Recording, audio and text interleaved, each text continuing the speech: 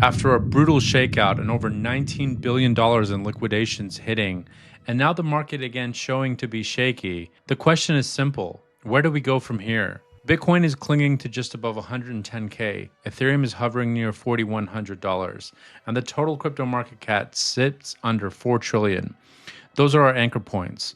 Let's get into this and what comes next. So Friday's slide wasn't random. Over $19 billion was wiped out across leveraged positions. But macro headlines were the spark. Tariff escalations and renewed US-China tension hit global markets. Crypto was no exception.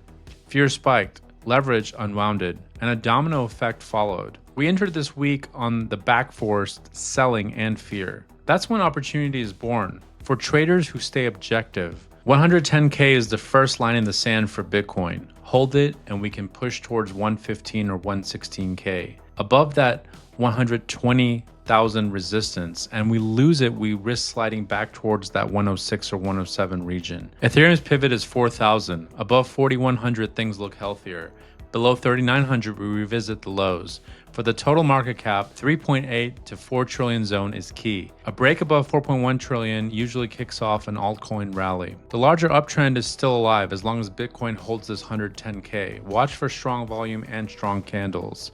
A break with conviction means recovery. Weak volume means a fake out. The next catalysts are clear. Tariff headlines. Any cooling helps. Escalation definitely hurts. Interest rate talking. Easing fuel crypto, tightening drains it. Regulation and stablecoin exchange, oversight bills ahead, institutional flows, watch for the ETF inflows for confirmation. So what's my 3-step plan at this point? Step 1, watch and wait. Confirm structure before acting.